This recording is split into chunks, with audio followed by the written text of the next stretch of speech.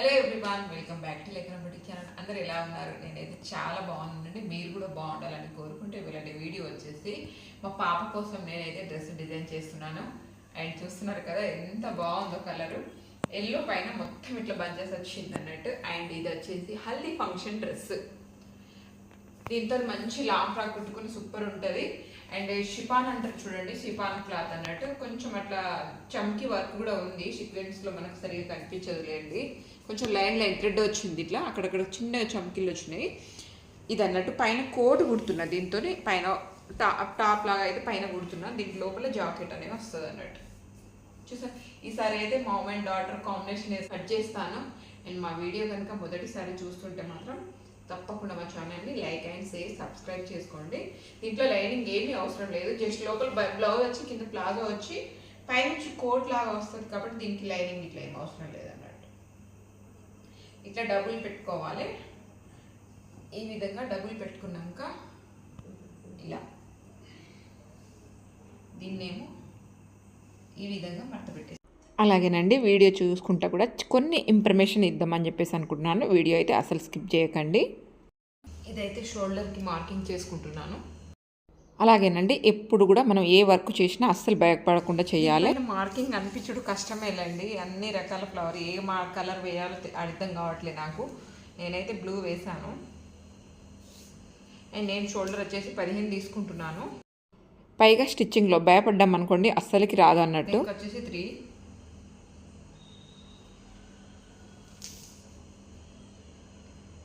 సంక లోతు వచ్చేసి 6.5.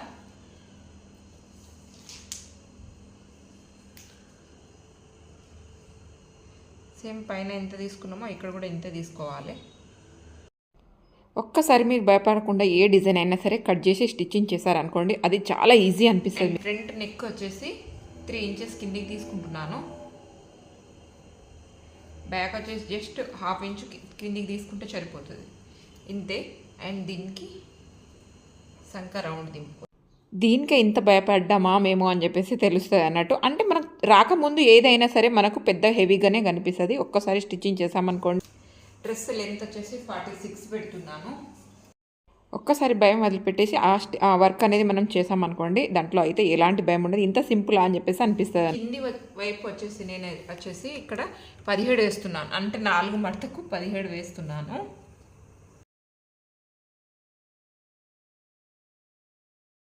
కొంతమంది అయితే ఈ డిజైన్ కుట్టండి అంటే అయ్యో మాకు ముందు నుంచి చెప్పేస్తారు అన్నట్టు, రాదు ఈ వర్క్ అని చెప్పేసి. ఒకసారి నేర్చుకొని ట్రై చేయండి. ఈ విధంగా కింది వైపున మార్కింగ్ చేసేసుకోవాలి. ఇప్పుడు కట్ చేసుకుందాం. ఎప్పుడైనా సరేనండి, మనం చేసే పని మీద మనకు నమ్మకం అనేది ఉండాలి. ఆ వర్క్ అనేది ఏది వేస్ట్ కాకుండా ఉంటుంది అన్నట్టు. మనం ఏ వర్క్ చేస్తున్నాం అనేది కాదు, దానిపైన ఎంత ఇంట్రెస్ట్ పెడుతున్నాం అనేది మెయిన్ అన్నట్టు. అండ్ మనం కూడా ప్రతి ఒక్కరికి ఉంటుంది. కొంచెం రాని వర్క్ అయితే డెఫినెట్గా భయపడతారు, భయపడరని కాదు. బట్ నేను కూడా ఒకప్పుడు భయపడ్డది. బట్ ట్రై చేద్దాం, ఏం పోయేది ఏమున్నది అని చెప్పేసి నేను ధైర్యం చేసి అన్నీ నేర్చుకోవడం జరిగింది అన్నట్టు. మీరు కూడా ఏమీ కాదులేండి మనకు వస్తుంది అని చెప్పేసి మేము చేయగలం అని చెప్పేసి మీరు నేర్చుకున్నారనుకోండి మీ వర్క్ అయితే అస్సలు వేస్ట్ కాదు. ఇంకా స్టిచ్చింగ్ వర్క్ అయితే ఏ టైంలో అయినా మంచి రన్నింగ్లోనే ఉంటుంది. మంచి అమౌంట్ కూడా వచ్చేసి నేను 26 తీసుకుంటున్నాను. అంటే చుడీ హ్యాండ్స్ అన్నట్టు, అందుకని చెప్పేసి 26 తీసుకుంటున్నాను. అండ్ అక్కడ నుంచి ఈ విధంగా కొంచెం కిందికి మార్కింగ్ చేసేసుకోవాలి. అలాగేనండి, వర్క్ చేసేటప్పుడు మనం పూర్తిగా ఫస్ట్ మనం దానిపైన ఓకే ఈ మెజర్మెంట్ వేస్తే ఈ మోడల్ డ్రెస్ స్టిచ్చింగ్ అవుతుంది అండ్ దీనికి ఇంత మెజర్మెంట్ తీసుకోవాలి. అండ్ మనం బ్యాక్ నెక్ ఏ మోడల్ అయితే పెడుతున్నామో అది ఐడియా ఉంచుకోవాలి. ఫస్టే మనం ఏ నెక్ పెట్టాలనుకునేది కొంచెం ఆలోచన ఉంటుకొని ఆ ప్రకారమే మనం కట్ చేసినాం అనుకోండి, అలా ఒకదాని వెనకాల ఒకటి మనం ఐడియా వచ్చేస్తూ ఉండాలి స్టిచ్చింగ్ చేసేటప్పుడు. అలా అయితే మనకు వర్క్ ఎక్కడ వేస్ట్ కాకుండా, అలాగే మనం బ్లౌజ్ కూడా తొందరగా కంప్లీట్ చేయగలం అన్నట్టు. 1-2 సార్లు చూసుకోవాలి. ఓకే దీని తర్వాత ఇది, దీని తర్వాత ఇది అన్నట్టు మనకు ఐడియా వచ్చేస్తూ ఉండాలి. అలా అయితేనే మన వర్క్ కరెక్ట్గా చేయగలం, లేదు అంటే పెండింగ్ అవుతుంది అంతా. ఇప్పుడు మనకు ఇది మిడిల్ అంటే ఫ్రంట్ పార్ట్ వస్తుంది కాబట్టి,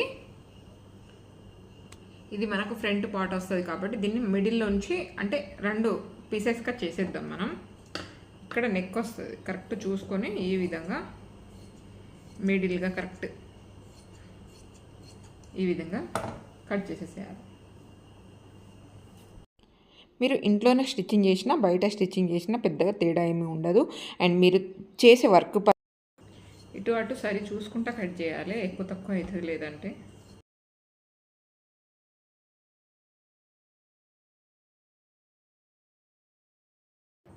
ఈ విధంగా కట్ చేసేస్తే సరిపోతుంది.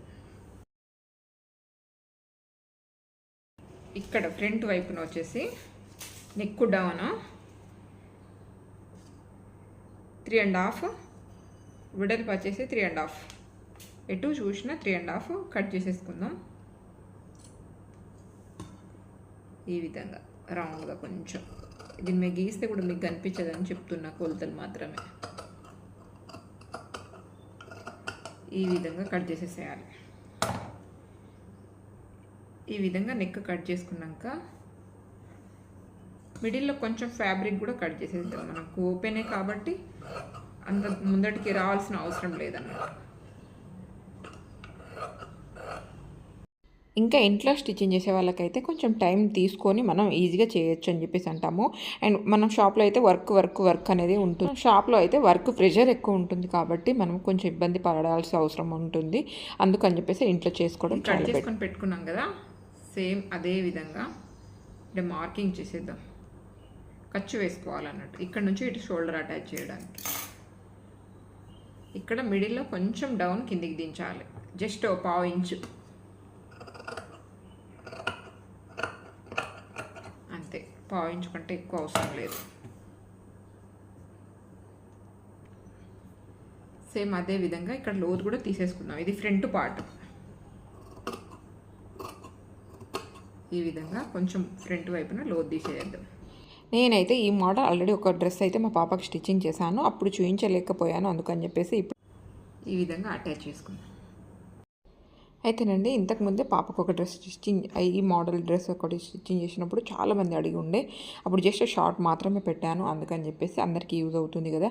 మనం ఇంట్లోనే ఉండి మంచి ట్రెడిషనల్ లుక్ అలాగే మంచి ఫ్యాన్సీ లుక్ తీసుకురావచ్చు అన్నట్టు. పిల్లల డ్రెస్సులు మీకు ఎవరైనా కావాలి అనుకుంటే మాత్రం ఇలా ఈజీగా స్టిచ్చింగ్ చేసుకోవచ్చు.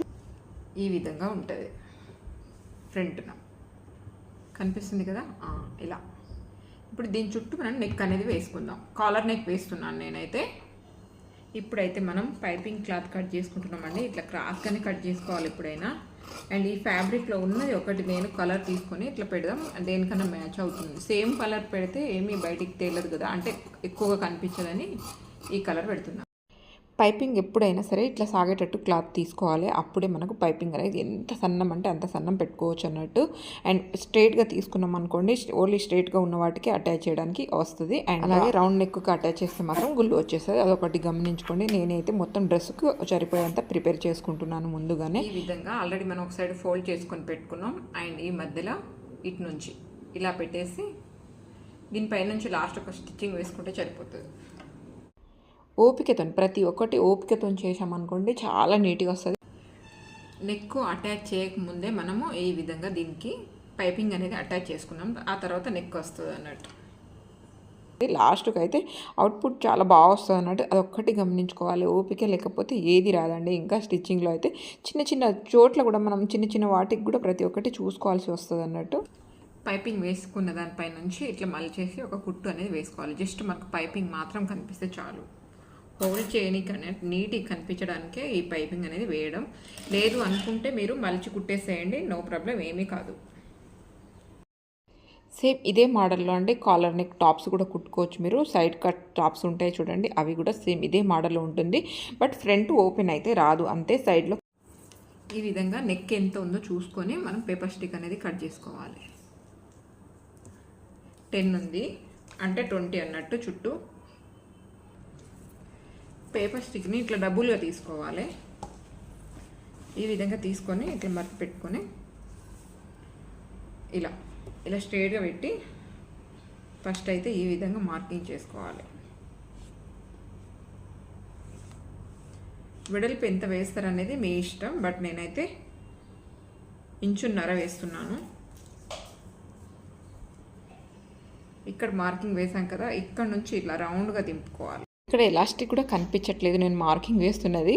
అండ్ నేనైతే 1.5 ఇంచ్ తీసుకున్నాను. అలాగే లెంత్ అయితే చెప్పాను కదా 20. అండ్ దాన్ని బట్టి మనం నెక్ అటాచ్ చేసేటప్పుడు కూడా ఎగస్ట్రా కొంచెం ఎక్కువ అయిపోయినా కూడా మనం కటింగ్ చేసుకోవచ్చు. అదొకటి గమనించుకోండి. ఈ విధంగా మంచిగా నీట్గా కట్ చేసుకోవాలి. కాలర్ నెక్కు అయితే కంపల్సరీ పేపర్ స్టిక్ ఉంటే చాలా బాగా వస్తుంది అన్నట్టు. రౌండ్ తీసుకుంటే సరిపోతుంది అన్నట్టు. ఇలా రావాలి, ఇలా కాకుండా జస్ట్ ఇట్లా. ఈ ఫ్యాబ్రిక్ వచ్చేసి 4 మడతలు పెట్టుకోవాలి. మనకు 2 వైపులా రావాలి కదా. పేపర్ స్టిక్ 2 మడతలు పెట్టుకున్నాం కాబట్టి ఇది 4 మడతలు పెట్టుకొని ఇట్లా డబుల్ పెట్టుకొని మనకు 2 వైపులా వచ్చేటట్టు కట్ చేసుకోవాలి. దీన్ని జస్ట్ ఇలా పెట్టేస్తే సరిపోతుంది. దీన్ని పెట్టేసి పేపర్ స్టిక్ని కట్ చేసుకోండి. ఇలా 2గా కట్ చేసేసుకోవాలి మనం. అంటే 2 డబుల్ క్లాత్ వస్తుంది అన్నట్టు. మన బయటికి ఒకటి లోపల వైపున వస్తుంది కాబట్టి మనం ఇక్కడ డబుల్ క్లాత్ అనేది కట్ చేసుకో. ఈ విధంగా రౌండ్ వచ్చింది మనకు, చూడండి. ఈ విధంగా జస్ట్ ఇలా పెట్టుకొని 2 రైట్ సైడ్ ఒక సైడ్ వచ్చేటట్టే పెట్టుకోవాలి. లోపల వైపున రాంగ్ సైడ్ నుంచి మనం పేపర్ స్టిక్ అటాచ్ చేయాలి. ఇక్కడ ఏ షేప్ అయితే ఉందో క్లాత్ అదే షేప్లో పేపర్ స్టిక్ కూడా పెట్టాలి. ఆ తర్వాత పెట్టేసి ఈ విధంగా 1 సైడ్ అటాచ్ చేసేసుకోవాలి. మనం జస్ట్ పై వైపున పెట్టాలి, మిడిల్లో అయితే పెట్టకూడదు. ఇలా దీని చుట్టూ పేపర్ స్టిక్ చుట్టూ జస్ట్ మనకు స్టిచ్చింగ్కి ఉంటే చాలు, ఎగస్ట్రా క్లాత్ ఏమీ అవసరం లేదు. ఈ విధంగా కట్ చేసేసేయండి. ఈ విధంగా పెట్టేసి ఎగస్ట్రా ఉన్నది మొత్తం నీట్గా కట్ చేసుకోవాలి. జస్ట్ మనం స్టిచ్చింగ్కి ఉంటే చాలు అన్నట్టు. పేపర్ స్టిక్ ఉన్న సైడు మనము ఫ్యాబ్రిక్కి అటాచ్ చేస్తాం. ఇదేమో మనకు వేస్టేజ్ ఉన్నదేమో పైనుంచి వస్తుంది అన్నట్టు. దీన్ని అయితే మనం ఒకటి మలిచి ఒక కుట్టు వేసేసేయాలి. తర్వాత వేస్తే మనకు సరిగా గుళ్ళు వస్తుంది అన్నట్టు. పేపర్ స్టిక్ లేని దానికి, పేపర్ స్టిక్ ఉన్నదానికి మనం ఫ్యాబ్రిక్ నెక్కు అటాచ్ చేయాలి. ఆ తర్వాత అండి 1 సైడ్ ఇలా ఫోల్డ్ చేసి కుట్టుకోవాలి. 1 సైడ్ మనము డ్రెస్ నెక్కు అటాచ్ చేస్తాము. 1 సైడ్ ఇలా ఫోల్డ్ చేసుకున్నాం అనుకోండి, ఉల్టా ఇంచినప్పుడు ఈజీ అవుతుంది. ఇక్కడ మిడిల్లో ఖర్చు వేసుకున్నాం కదా వెనకాల, సేమ్ అదే ఈ నెక్కు కూడా మిడిల్లో ఖర్చు వేసుకున్నాం. ఈ ఖర్చుకు కరెక్ట్ ఇట్లా పెట్టి ఇది మనం పేపర్ స్టిక్ ఉన్నది నెక్కు అటాచ్ చేయాలి. ఇదేమో ఇలా వస్తుంది అన్నట్టు పైనుంచి. మళ్ళీ అదొకటి గమనించుకోండి. ఈ విధంగా దీనికి ఇలా పెట్టేసి డైరెక్ట్ స్టిచ్చింగ్ చేయడమే. మనం కాలర్ నెక్ కుట్టేటప్పుడు మిడిల్ నుంచి అటాచ్ చేయాలి. లేదు స్టార్టింగ్ నుంచి చేసామనుకోండి కొంచెం ఇటు అటు అయ్యే అవకాశం ఉంటుంది. కాబట్టి మిడిల్ నుంచి చేసేసుకొని ఆ తర్వాత సగానికి మళ్ళీ వేసుకొని కంప్లీట్ చేసుకోవాలి. ఈ విధంగా 2 వైపులా అటాచ్ చేసేసుకుంటే సరిపోతుంది అన్నట్టు. చాలా నీట్గా వస్తుంది. అండ్ ఇక్కడ చూపిస్తున్న విధంగా అటాచ్ చేసేసుకోండి. ఈ విధంగా ఇట్లా పెట్టేసి ఇట్లా కొంచెం ఈ షేప్కి ఇట్లా స్టిచ్చింగ్ అనేది ఒకటి చేసేసేయాలి. కాలర్ నెక్కి ఇట్లా వీలాగా కొంచెం షేప్ వస్తుంది కదా ఫ్రంట్ వైపున, అదే అన్నట్టు. ఇక్కడ ఈ విధంగా వేశారనుకోండి నీట్గా కనిపిస్తుంది. ఈ విధంగా ఉల్టా ఇంచేసేయాలి. ఇలా వస్తుంది నెక్, కనిపిస్తుంది కదా. ఈ విధంగా ఈ లాస్ట్ నుంచి ఒక కుట్టు అనేది వేసుకుంటూ వచ్చేసేయాలి. 2 వైపున సేమ్ ఇదే విధంగా నెక్ అనేది ఈ విధంగా వేసేస్తే సరిపోతుంది అన్నట్టు. ఇప్పుడు ఈ పైనుంచి ఒక స్టిచ్చింగ్ అనేది వేసుకున్నామంటే ఇది కంప్లీట్ అయిపోయినట్టే నెక్. కాలర్ నెక్ అండి ఎప్పుడైనా సరే రాంగ్ సైడ్ నుంచి రైట్ సైడ్కి ఉల్టాయించుకుంటేనే నీట్గా కనిపిస్తుంది అన్నట్టు. పైన వైపున మనకి ఇట్లా కాలర్ అటాచ్ చేసినట్టు కనిపిస్తేనే దానికి లుక్ ఉంటుంది. కాలర్ నెక్కు అయితే అది కంపల్సరీ గమనించుకోవాల్సిన విషయం అన్నట్టు. అలా అయితేనే కాలర్ నెక్కు మంచి లుక్ అనేది ఉంటుంది అన్నట్టు. నేనైతే దాదాపుగా ఇలాగే పెడతాను. లేదు అనుకుంటే మీరు లోపల వైపున కూడా మలిచి కుట్టుకోవచ్చు, అది మీ చాయిస్. ఇక్కడ దీనికైతే మనం హెవీ నెక్ కూడా పెట్టుకోవచ్చు అండి. హెవీ నెక్ అంటే జస్ట్ పైపింగ్ కూడా వేసుకోవచ్చు కాలర్ వేయకుండా, మీ చాయిస్. బట్ మా పాపకైతే ఈ విధంగా ఇష్టం ఉంటుందని చెప్పేసి నేనైతే కాలర్ నెక్ అనేది పెట్టాను. ఇప్పుడు వచ్చేసి హ్యాండ్స్ అటాచ్ చేస్తున్నాను నేను.